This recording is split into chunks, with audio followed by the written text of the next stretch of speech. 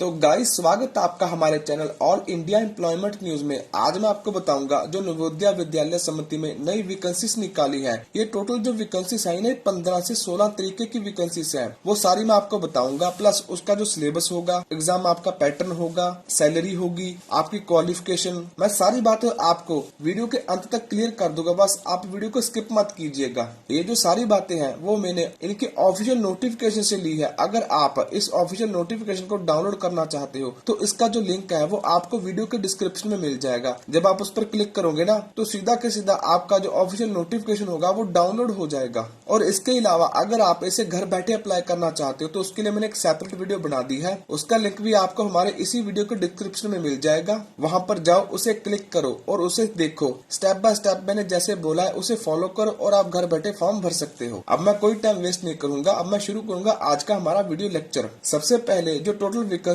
है वो है 1925 वैकेंसीज। ये 1925 वैकेंसीज इन सबको मिलाकर बनती हैं। टोटल जो वैकेंसीज है इन सबको मिलाकर वो 1925 है। इसके लिए जो इन्होंने लास्ट डेट रखी है वो रखी है 10 फरवरी फॉर्म को अप्लाई करने की। प्लस फीस को अप्लाई करने की भी जो लास्ट डेट है वो भी है 10 फरवरी। और आपका जो कंप्यूटर बेस्ड पेपर होगा ना वो 9 मार्च से लेकर 11 मार्च के बीच में हो जाएगा। और एक बात और ध्यान में रखेगा, जितनी भी वैकेंसीज इन्होंने निकाली है उन सबके लिए इन्होंने पेपर रखा है कंप्यूटर बेस्ड पेपर। प्लस किसी के साथ तो इंटरव्यू रखा है, प्लस किसी के साथ स्किल टेस्ट रखा है। और कुछ वैकेंसीज ऐसी हैं जिसमें कुछ भी नहीं है, सीधा टेस्ट के बाद आपकी ज्वाइनिंग हो जाएगी। मैं आपको 1 बाय 1 आगे बताऊंगा, इसके बाद अगली स्लाइड से शुरू करूंगा। इसमें सबसे पहले जो आपकी वैकेंसी है वो है असिस्टेंट कमिश्नर की वैकेंसी, जिसके लिए आपके लिए जो एज लिमिट रखी गई है इकोनॉमिकल वीकर सेक्शन वालों के लिए और जनरल कैटेगरी के वालों के लिए, उसके लिए 45 ईयर 45 साल। और बाकी जो भी SC होंगे, ST होंगे या वो कोई अदर कैटेगरी में आएंगे जैसे OBC होगी,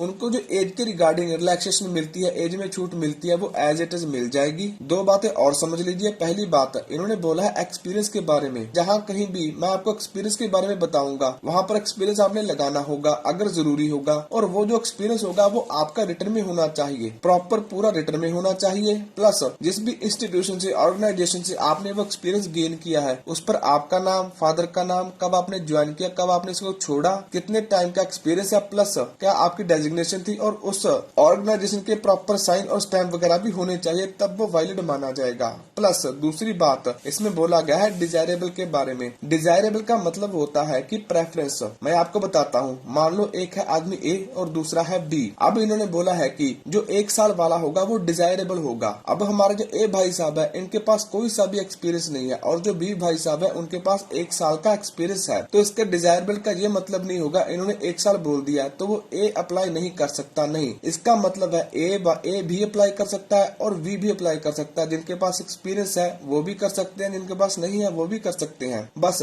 जब इन दोनों को बराबर नंबर आएंगे ना, या कह सकते हैं जब इनको बराबर रखा जाएगा तो ये पहले प्रेफरेंस देंगे B को जिसके पास एक्सपीरियंस है, और जो बिना एक्सपीरियंस वाला होगा डिजायरेबल में नहीं आएगा और उसे निकाल दिया जाएगा। अगर B नहीं होगा तो A को रख लिया जाएगा, मतलब कि डिजायरेबल जरूरी नहीं है। डिजायरेबल एक तरह की प्रेफरेंस होगी, अगर है तो ठीक है, वरना आप अप्लाई तो कर ही सकते हो। इसके लिए जो इन्होंने क्वालिफिकेशन रखी है, सबसे पहले आपके पास जरूरी है कि MA की डिग्री होनी चाहिए, या तो वो ह्यूमैनिटीज में हो, या वो साइंस में हो, या वो कॉमर्स में हो। इन तीनों में से अगर आपके पास कोई सी भी एक डिग्री है, प्लस इसी के साथ साथ आप एट प्रेजेंट या तो प्रिंसिपल की पोस्ट पे हो या इसके बराबर कोई भी ऐसी सम्मानजनक पोस्ट पर हो जिस पर आपको तनख्वाह होगी लेवल 12 की मिलती हो, तब आप इसके लिए अप्लाई कर सकते हो। अगर आप कहीं पर भी एज अ प्रिंसिपल वर्क नहीं कर रहे हो या इसके बराबर वर्क नहीं कर रहे हो तो आपके पास कम से कम 5 साल का एक्सपीरियंस होना चाहिए, हो सके तो 5 साल से ज्यादा का, जिसमें आपको पे लेवल 10 के बराबर की तनख्वाह मिलती हो। और उसके अलावा ये जो एक्सपीरियंस होगा ना वो education planning and administration department से होना चाहिए, जो भी या तो वो सेंट्रल गवर्नमेंट की हो, या वो स्टेट गवर्नमेंट की हो, या वो सेमी गवर्नमेंट की हो, या कोई भी गवर्नमेंट की ऑटोनॉमियस ऑर्गेनाइजेशन हो, उससे आपका जो ये सर्टिफिकेट होगा, एक्सपीरियंस होगा, वो मिला हो तो वही माना जाएगा, प्राइवेट इंस्टीट्यूशन से नहीं माना जाएगा। इसके लिए जो असिस्टेंट कमिश्नर वाले होंगे उनके लिए जो सिलेबस है वो 5 पार्ट्स में है। पहले पार्ट में आपसे रीजनिंग क्वेश्चन प्लस न्यूमेरिकल जिसे मैथ कहते हैं उसके क्वेश्चन पूछे जाएंगे। टोटल 10 क्वेश्चन होंगे जो 10 नंबर के होंगे। दूसरा पार्ट आपका होगा लैंग्वेज का, जिसमें इंग्लिश के क्वेश्चन प्लस हिंदी के क्वेश्चन आएंगे 10-10, टोटल 20 क्वेश्चन होंगे 20 नंबर के। तीसरा पार्ट आपका जीके का, जनरल अवेयरनेस का, जिसमें 20 क्वेश्चन आएंगे 20 नंबर के, और चौथा पार्ट होगा आपकी एकेडमिक क्वालिफिकेशन का, जिसमें 50 क्वेश्चन आएंगे 50 नंबर के। ये रहे वो टॉपिक जो आपने प्रिपेयर करने हैं। और आपका पांचवा जो पार्ट होगा वो होगा एडमिनिस्ट्रेशन एंड फाइनेंस के बारे में, जिसकी डिटेल की सिलेबस इन्होंने एनवीएस वेबसाइट पर दे दी है, जिसमें आपसे 50 क्वेश्चन पूछे जाएंगे, 50 नंबर के होंगे। टोटल 150 क्वेश्चन 150 नंबर का होगा, एक क्वेश्चन 1 नंबर का होगा। और जो भी ये पेपर लेंगे ना, सीबीटी पेपर, कोई सा भी आप अप्लाई कर दो, चाहे वो एमटीएस का है, चाहे वो यही है असिस्टेंट कमिश्नर का, सबके लिए नेगेटिव मार्किंग है 1/4 का मतलब है 0.25। अगर आप 4 क्वेश्चन गलत कर दोगे तो आपका 1 नंबर कट हो जाएगा। नेगेटिव मार्किंग आपको हर एक पेपर में फेस करनी पड़ेगी, तो सारा पेपर ध्यान से करना। और ये जो आपका पेपर होगा 150 नंबर का, 150 क्वेश्चन, वो 3 घंटे का टोटल होगा। अगली जो वैकेंसी है वो है असिस्टेंट कमिश्नर की, जो एडमिनिस्ट्रेशन डिपार्टमेंट में है। इसके लिए भी सेम अपर एज होगी 45 year, economical weaker section plus general category वालों के लिए। और आपकी जो पे होगी वो 67,700 रुपया प्लस ज्यादा से ज्यादा 2,08,700 रुपया आपकी ज्यादा से ज्यादा तनख्वाह होगी। आपके लिए जो क्वालिफिकेशन रखी गई है वो है, एक तो आपके पास कोई भी ग्रेजुएशन की डिग्री हो, चाहे बीए हो, चाहे बीकॉम हो, बीई हो, कोई सी भी डिग्री हो बैचलर की। उसके बाद आपके पास होना जरूरी है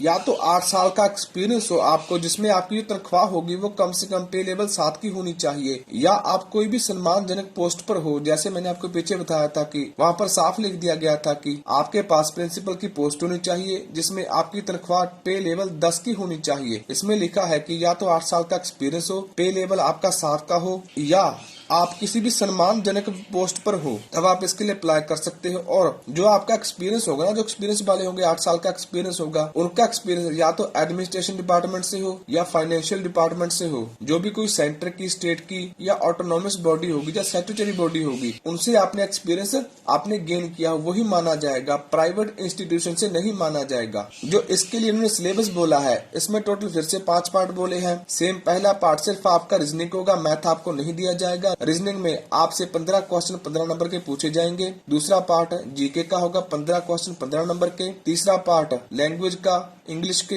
हिंदी के क्वेश्चन 30 क्वेश्चन आएंगे 15-15 आपको, ठीक है, 30 नंबर के। चौथा पार्ट क्वांटिटेटिव एप्टीट्यूड का स्पेशल होगा, मैथ का ये रहा, इसमें 15 क्वेश्चन आएंगे 15 नंबर के। और जो आपका पांचवा पार्ट होगा ना, ये आपके सिलेबस के रिगार्डिंग होगा, जिसमें 75 क्वेश्चन आएंगे 75 नंबर के, 150 क्वेश्चन होंगे 150 नंबर के होंगे। 3 घंटे का पेपर होगा। उसके बाद जो लोग इसमें मेरिट हासिल करेंगे उनको इंटरव्यू में बुलाया जाएगा। बाकी नेगेटिव मार्किंग यहाँ पर भी 0.25% आपको देखने को मिलेगी। अगली जो वैकेंसी है वो है फीमेल स्टाफ नर्स के लिए। इसके लिए सिर्फ फीमेल अप्लाई कर सकते हैं। आपके लिए जो मैक्सिमम एज लिमिट होगी, economical weaker section plus general category वालों के लिए 35 साल, बाकी एज की छूट कैटेगरी वाइज आपको मिलेगी। आपकी तनख्वाह कम से कम होगी 44,900 रुपया और ज्यादा से ज्यादा 1,42,000 रुपया 400 रुपया आपकी तनख्वाह होगी। आपके लिए जो इन्होंने क्वालिफिकेशन रखी है, कम से कम आप +2 पास हो और उसी के साथ या तो आपने ए ग्रेड में 3 साल का डिप्लोमा या सर्टिफिकेट किया हो नर्सिंग का। अगर आपके पास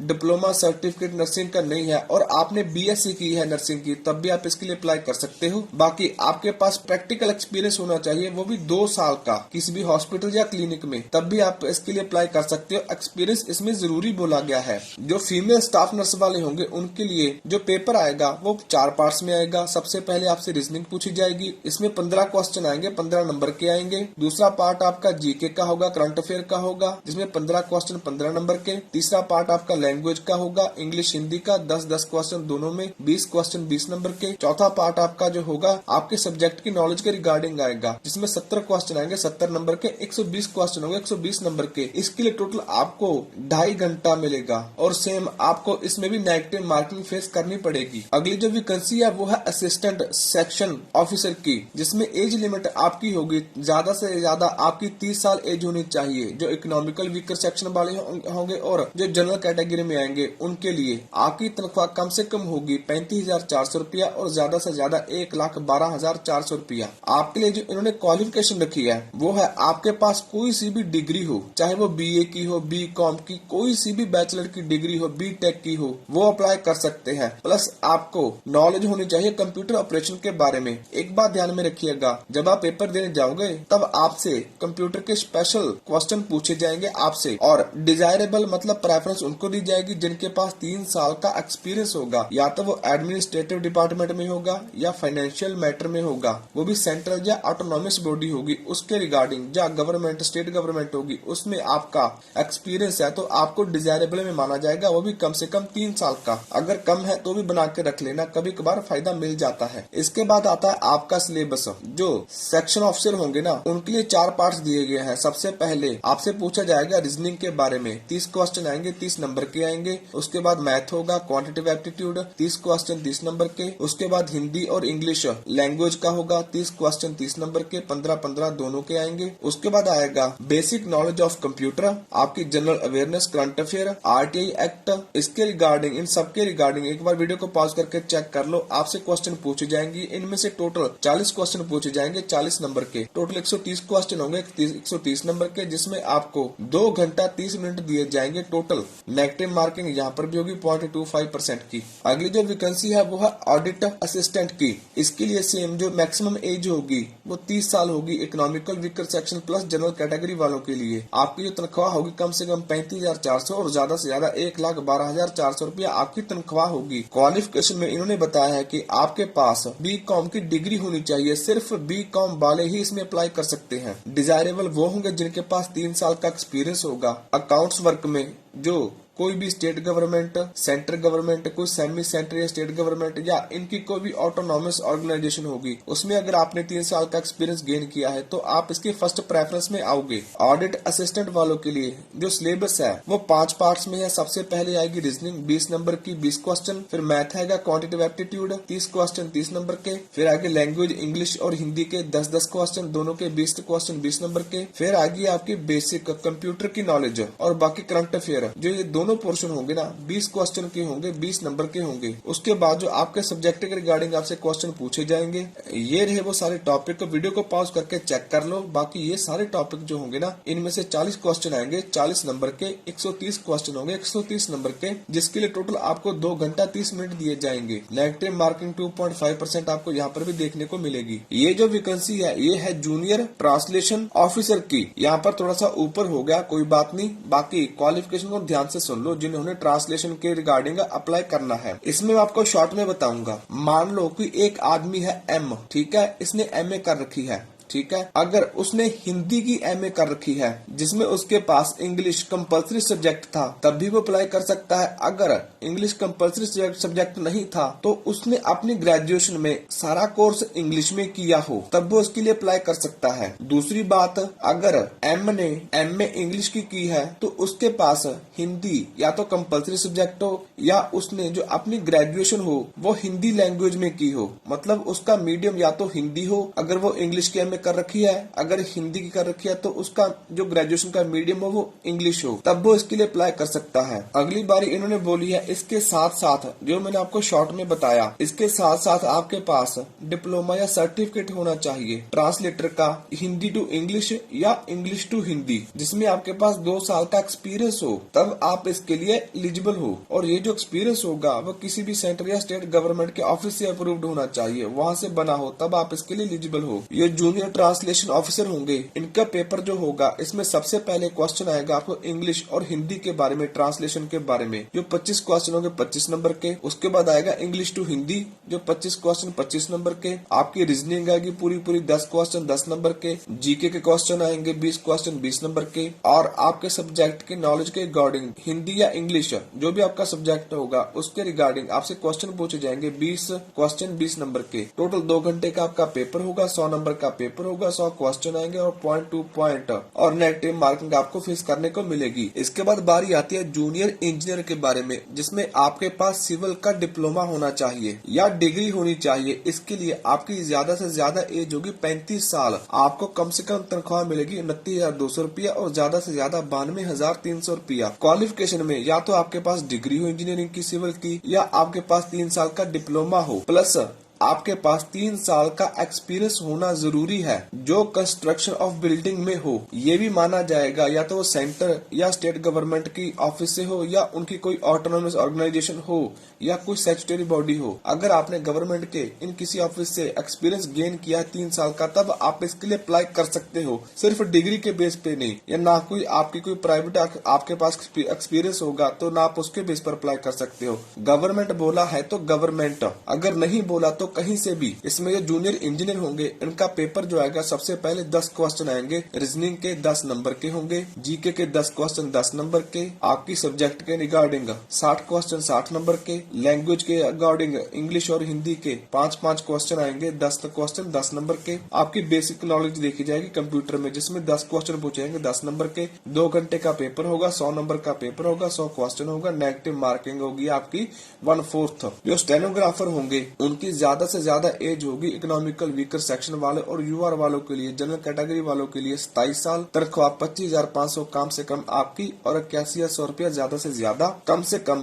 क्वालिफिकेशन में आपके पास +2 का सर्टिफिकेट हो, जिसमें सबसे पहले या तो आपको शॉर्ट हैंड टाइपिंग आनी चाहिए 80 वर्ड पर मिनट, प्लस आपको 40 वर्ड पर मिनट इंग्लिश की टाइपिंग भी करके दिखानी होगी। अगर इंग्लिश की टाइपिंग नहीं आती तो शॉर्ट हैंड टाइपिंग आपको आनी चाहिए 60 वर्ड पर मिनट, जिसमें साथ साथ आपको 30 वर्ड पर मिनट हिंदी की टाइपिंग आनी चाहिए। इसमें शॉर्ट हैंड टाइपिंग तो आपको आनी ही चाहिए। डिफरेंस होगा, अगर इंग्लिश की टाइपिंग आपको आती है तो 40 वर्ड पर मिनट की स्पीड होनी चाहिए, अगर हिंदी की आती है 30 वर्ड पर मिनट की स्पीड आपकी होनी चाहिए। इसके बाद आपसे टाइपिंग टेस्ट करवा के देखा जाएगा। टेस्ट के बाद आपका जो सिलेबस होगा स्टेनोग्राफर का, इसमें सबसे पहले क्वेश्चन आएंगे लैंग्वेज के, इंग्लिश और हिंदी के 20-20 क्वेश्चन, 20 नंबर इंग्लिश के, 20 नंबर हिंदी के, जो 40 क्वेश्चन होंगे 40 नंबर के। दूसरा आएगा जीके का पोर्शन आपके लिए 30 क्वेश्चन 30 नंबर के। बाकी कंप्यूटर के बेसिक क्वेश्चन आएंगे 30 क्वेश्चन 30 नंबर के। ये जो आपका पेपर होगा 2 घंटे का होगा, 100 नंबर का होगा, 100 क्वेश्चन आएंगे, नेगेटिव मार्किंग 1/4। 4 क्वेश्चन गलत किए तो 1 क्वेश्चन 1 नंबर कट हो जाएगा। स्टेज 2 में पेपर होने के बाद आपसे स्किल टेस्ट, जिसे टाइपिंग टेस्ट कहते हैं, वो करवा के देखा जाएगा, वो पीसी पर।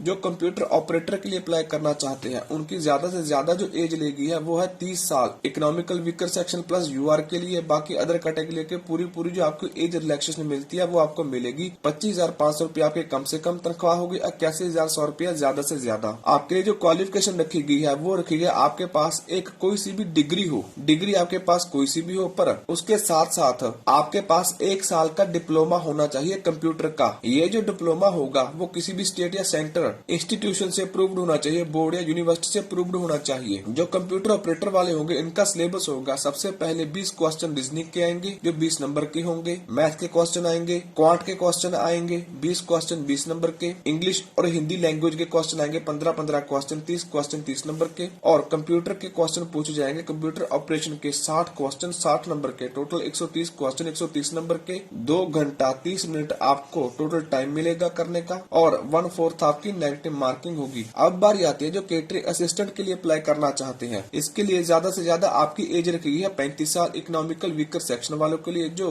और जनरल कैटेगरी वालों के लिए, अदर कैटेगरी वालों के लिए पूरी छूट होगी। एज में जो मिलती है 25,500 आपकी कम से कम तनख्वाह होगी, 81,100 रुपया ज्यादा से ज्यादा। क्वालिफिकेशन में इन्होंने बोला है कि आपके पास 10th पास होनी जरूरी है, 10वीं पास होनी आपके पास जरूरी है। उसके बाद या तो आपने 3 साल का डिप्लोमा किया हो, ये जो डिप्लोमा हो उस इंस्टीट्यूशन से किया हो जो मिनिस्ट्री ऑफ टूरिज्म से अप्रूव्ड हो। ये मिनिस्ट्री ऑफ टूरिज्म चाहे तो स्टेट गवर्नमेंट की हो चाहे वो गवर्नमेंट ऑफ इंडिया द्वारा अप्रूव्ड हो, चल जाएगी। अगर आपने 3 साल का डिप्लोमा नहीं किया इस इंस्टीट्यूशन से तो आपने +2 की हो सीबीएसई से, जिसमें आपने होटल मैनेजमेंट एंड केटरिंग का वोकेशनल सब्जेक्ट आपके पास +2 में हो। उसके बाद 1 साल का आपके पास एक्सपीरियंस हो केटरिंग में, तब आप इसके लिए अप्लाई कर सकते हो। ये दोनों नहीं है तो आपने +2 पास की हो कहीं से भी, जरूरी नहीं है अभी सीबीएसई से, कहीं से भी +2 पास की हो किसी भी बोर्ड से, या इसके बराबर का कोई सर्टिफिकेट हो, प्लस आपके पास 1 साल का एक्सपीरियंस हो केटरिंग में, और इसके बराबर केटरिंग के बराबर कोई सा भी, प्लस उसके साथ आपके पास 3 साल का एक्सपीरियंस हो, तब आप इसके लिए अप्लाई कर सकते हो। और जो एक्स सर्विसमैन होंगे, ये जो डाटा है ना वो एक्स सर्विसमैन वालों के लिए है। इन्होंने बोला है कि अगर आपने डिफेंस सर्विस में 10 साल तक केटरिंग का काम किया है तब आप इसके लिए अप्लाई कर सकते हो, और 10 साल केटरिंग का डिफेंस में वही लोग काम करेंगे जो एक्स सर्विसमैन होंगे। तो वो जो आम लोग होंगे उनके लिए नहीं है, ये एक्स सर्विसमैन वालों के लिए है। जो केटरिंग असिस्टेंट वाले होंगे उनका जो पेपर पेपर होगा 10 जो 15 क्वेश्चन आएंगे इसमें आपको 15 नंबर के वो रीजनिंग के होंगे, जीके के 15 क्वेश्चन 15 नंबर के, इंग्लिश और हिंदी के 10-10 क्वेश्चन 20 नंबर के, जीके के कंप्यूटर के क्वेश्चन आएंगे आपको 10 क्वेश्चन 10 नंबर के, और बाकी जो आपका प्रोफेशन होगा ना केटरिंग का 60 क्वेश्चन आएंगे उसमें 60 नंबर के, 120 क्वेश्चन 120 नंबर के, 2 घंटा 30 मिनट आपको टाइम मिलेगा। 1/4 आपकी नेगेटिव मार्किंग आपको फेस करनी पड़ेगी अगर क्वेश्चन गलत किया। अगली जो वैकेंसी है वो है जूनियर सेक्रेटरीट असिस्टेंट की। ज्यादा से ज्यादा आपकी एज 27 साल है। 19,900 रुपया आपको कम से कम तनख्वाह मिलेगी। 63,200 रुपया आपको ज्यादा से ज्यादा। क्वालिफिकेशन में इन्होंने बोला है कि आप +2 पास हो और उसके साथ या तो आपको इंग्लिश की टाइपिंग आती हो या हिंदी की। अगर आपको इंग्लिश की टाइपिंग आती है वो 30 वर्ड पर मिनट होनी चाहिए उसकी स्पीड। अगर हिंदी की टाइपिंग आती है तो 25 वर्ड पर मिनट आपकी जो स्पीड होनी चाहिए टाइपिंग की। जब आपको स्किल टेस्ट के लिए बुलाया जाएगा टाइपिंग टेस्ट के लिए तो आपका जो आपको वर्ड्स मिलेंगे उनका एवरेज लेंथ होगा 5 कीज। 5 कीज का मतलब है कि मान लो मेरा नाम है आकर्षण, मेरे नाम में टोटल 8 कीज हैं, ठीक है, और एक शब्द हो गया ऑफ जिसमें 2 कीज हैं। इन दोनों को मिला ले तो 10 कीज हो जाएंगी, ठीक है, और हम एवरेज निकालेंगे तो 5-5 कीज हो जाएगी। इसका मतलब है इन दोनों को मिलाकर आपके 10 अक्षर बनते हैं और जो टोटल होगा ना वो 5 की एवरेज से आपको टाइपिंग करने को मिलेगी। ये ना होगा जो कोई अक्षर है वो तो कोई 12 शब्दों का है और कोई एक शब्द का, वो दोनों समान नहीं होंगे। अगर आपके पास ये नहीं है तो आपने +2 पास की हो CBSE से या किसी भी स्टेट बोर्ड से जिसमें आपके पास सेक्रेटरीट प्रैक्टिस का एंड ऑफिस मैनेजमेंट का एज अ वोकेशनल सब्जेक्ट आपके पास होना चाहिए। डिजायरेबल के बारे में इन्होंने बोला है कि जिन लोगों के पास कम से कम 6 महीने का डिप्लोमा है कंप्यूटर का वो इनकी डिजायरेबल लिस्ट में आएंगे। दूसरा, जिनके पास एक्सपीरियंस है अकाउंट का, एडमिनिस्ट्रेशन मैटर का, किसी भी गवर्नमेंट से, सेमी गवर्नमेंट से या ऑटोनॉमस बॉडी से एक्सपीरियंस है रिटर्न में तो वो इनकी प्रेफरेंस में आ जाएंगे। इसके लिए जो पेपर होगा ना आपका, सबसे पहले आपसे क्वेश्चन पूछे जाएंगे रीजनिंग के 20 क्वेश्चन 20 नंबर के, क्वांट के 20 क्वेश्चन 20 नंबर के, जीके के 30 क्वेश्चन 30 नंबर के, इंग्लिश और हिंदी के 15-15 क्वेश्चन आएंगे 30 क्वेश्चन 30 नंबर के। जो आपका बेसिक कंप्यूटर का पेपर आएगा वो 30 क्वेश्चन 30 नंबर का होगा। 130 क्वेश्चन का पेपर होगा, 130 नंबर आएंगे। 2 घंटा 30 मिनट आपको टोटल टाइम मिलेगा। 1/4 आपकी नेगेटिव मार्किंग आपको फेस करनी पड़ेगी। अगला जो जूनियर सेक्रेटरीट असिस्टेंट में आएंगे उनके लिए ज्यादा से ज्यादा जो एज रखी गई है वो है 18। Economical weaker section plus UR के लिए, जनरल कैटेगरी के लिए 19,900 रुपया कम से कम, 63,200 रुपया ज्यादा से ज्यादा आपकी तनख्वाह होगी। क्वालिफिकेशन में इन्होंने बोला है सेम, +2 आपने पास की हो, या तो आपको इंग्लिश की टाइपिंग आती हो या आपको हिंदी की टाइपिंग आती हो जिसमें इंग्लिश में 30 वर्ड पर मिनट और हिंदी में 25 वर्ड पर मिनट आपकी टाइपिंग आपके पास हो। बाकी जो अदर बातें होंगी ना वो सारी की सारी सेम है जैसे मैंने आपको पीछे बताया। और जो इसका पेपर होगा ना वो सेम सिलेबस का होगा जैसे मैंने आपको पिछले पोस्ट के बारे में बताया था। जो इलेक्ट्रिशियन और प्लम्बर वाले होंगे उनकी ज्यादा से ज्यादा एज 40 साल होनी चाहिए। तनख्वाह आपकी कम से कम 19,900 और 63,200 रुपया ज्यादा से ज्यादा। क्वालिफिकेशन में इन्होंने बोला है कि आपके पास 10वीं का सर्टिफिकेट होना जरूरी है। उसके बाद आपके पास ITI का सर्टिफिकेट हो, या तो वायरमैन का हो या प्लम्बर का या इलेक्ट्रिशियन का। अगर आपके पास इन तीनों में कोई सा भी ITI कर रखी है प्लस आपके पास 2 साल का एक्सपीरियंस है तो आप इसके लिए अप्लाई कर सकते हो। और जिनके पास 2 साल का एक्सपीरियंस है वही अप्लाई करना, बिना एक्सपीरियंस वाले या 2 साल से कम वाले अप्लाई मत करना। अगला, इन्होंने यहाँ पर कहीं नहीं बोला कि गवर्नमेंट इंस्टीट्यूशन से हो, तो आपका एक्सपीरियंस किसी भी प्राइवेट इंस्टीट्यूशन से हो तब भी वो एक्सेप्टेड होगा बट रिटर्न में हो। जो इलेक्ट्रिशियन कम प्लम्बर वाले हैं उनका जो सिलेबस है इसमें 15 क्वेश्चन आपको आएंगे रीजनिंग के लिए, 15 नंबर के होंगे, जीके के 15 क्वेश्चन 15 नंबर के, लैंग्वेज में इंग्लिश और Hindi 15-15 question, total 30 question 30 number के। जो आपका सब्जेक्ट होगा ना उसके रिगार्डिंग 60 क्वेश्चन आएंगे 60 नंबर के, 120 क्वेश्चन 120 नंबर के। 2.5 घंटे का आपका पेपर होगा। नेगेटिव मार्किंग आपको यहाँ पर भी फेस करनी पड़ेगी 1/4। अगली जो वैकेंसी है वो है लैब अटेंडेंट की। ज्यादा से ज्यादा आपकी एज होगी 30 ईयर जनरल कैटेगरी वालों के लिए, 18,000 कम से कम और 56,900 रुपया ज्यादा से ज्यादा आपकी तनख्वाह होगी। क्वालिफिकेशन में या तो आपने 10वीं पास की हो, उसके साथ आपके पास कोई भी सर्टिफिकेट या डिप्लोमा हो लेबोरेटरी टेक्नीशियन का। अगर ये नहीं है तो दूसरा, आपने +2 की हो साइंस स्ट्रीम में, तब आप इसके लिए एलिजिबल हो। कोई भी आपको डिप्लोमा सर्टिफिकेट की जरूरत नहीं है। अगर आपने साइंस से +2 की है तब आप इसके लिए अप्लाई कर सकते हो। अदर कोई भी प्रॉब्लम नहीं है, मतलब कोई एक्सपीरियंस या कोई अदर डॉक्यूमेंट नहीं चाहिए। आप लैब अटेंडेंट का पेपर होगा, इसमें सबसे पहला पार्ट होगा 15 क्वेश्चन 15 नंबर का जिसमें रीजनिंग के होंगे, जीके के 15 क्वेश्चन 15 नंबर के, लैंग्वेज में हिंदी और इंग्लिश आएगा 30 क्वेश्चन 30 नंबर के। जो आपका सब्जेक्ट होगा लैब अटेंडेंट का, इसके रिगार्डिंग 60 क्वेश्चन 60 नंबर के, 120 क्वेश्चन 120 20 नंबर के आएंगे। 2 घंटा 30 मिनट का आपका पेपर होगा। 1/4 आपकी जो नेगेटिव मार्किंग आपको फेस करनी पड़ेगी। इसके बाद जो मैथ्स हेल्पर के लिए अप्लाई करना चाहते हैं उनकी ज्यादा से ज्यादा एज 30 ईयर रखी गई है। जनरल कैटेगरी वालों के लिए, इकोनॉमिकल वीकर सेक्शन वालों के लिए 18,000 आपकी कम से कम तनख्वाह होगी और 56,900 रुपया ज्यादा से ज्यादा। क्वालिफिकेशन में इन्होंने बोला है कि पहले तो आपके पास 10वीं पास हो, उसके बाद आपके पास 10 साल का एक्सपीरियंस हो मैथ्स हेल्पर का,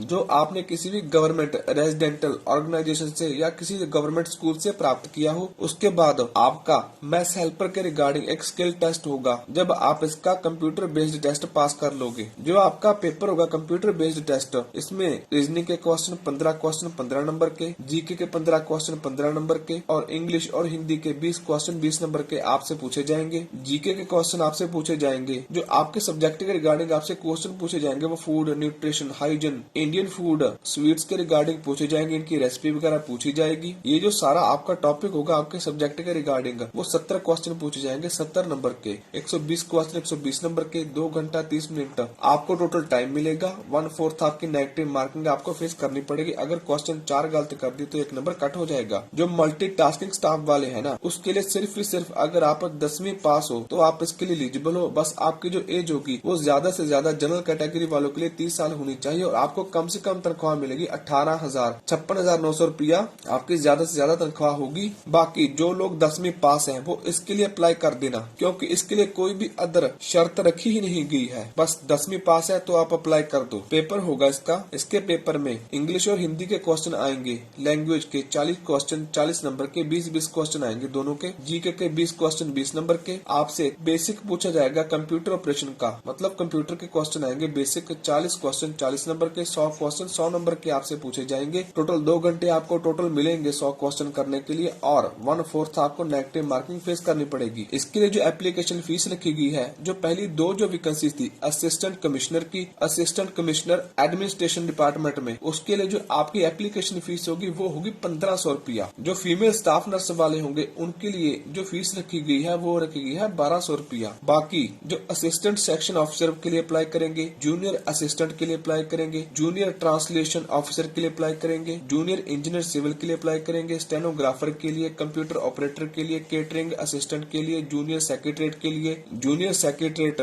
जो जीएनवी केडर में आएंगे या इलेक्ट्रिशियन और प्लम्बर वाले होंगे इनके लिए जो 1000 रुपया। बाकी जो लैब अटेंडेंट है, मैथ्स हेल्पर है, जो मल्टीटास्किंग के लिए अप्लाई करना चाहते हैं, इनके लिए जो एप्लीकेशन फी है वो है 750 रुपया। इसमें जरूरी बातें में से कुछ बातें हैं। नेगेटिव मार्किंग मैंने आपको बार बार बताई है। इसमें आपका जो पेपर होगा या तो वो हिंदी लैंग्वेज में होगा या वो इंग्लिश लैंग्वेज में होगा, वो आपकी मर्जी होगी आपने किस लैंग्वेज में आपको पेपर देना है। यहाँ पर बोला गया है कि अगर आपने अपना एप्लीकेशन फॉर्म अंत में एक बार सबमिट कर दिया तो उसके बाद कोई भी मॉडिफिकेशन अप्लाई नहीं होगी। कोई आपका जो नाम वगैरह होगा, डेट ऑफ बर्थ होगा, नंबर होगा, कुछ गलत भरा गया तो आप उसे फिर से करेक्ट नहीं कर पाओगे। बाकी आपने जो भी डॉक्यूमेंट अपलोड करने हैं ना, वो बड़े ध्यान से करने हैं, क्योंकि डॉक्यूमेंट आपने थोड़े से कंप्रेस करने होते हैं। कंप्रेस करने के चक्कर में आपको जो आपका डॉक्यूमेंट है ना वो अच्छी तरह से विजिबल होना चाहिए। ये ना हो कि आपने कंप्रेस कर दिया और वो पहचान में भी ना आए, ना आपका नंबर ना आपका नाम, कुछ भी पहचान में ना आए, तो आपका फॉर्म रिजेक्ट कर दिया जाएगा। सिलेक्शन मोड में आपको जानना जरूरी है कि आपका कंप्यूटर बेस्ड पेपर होगा। इसमें ध्यान में रखिएगा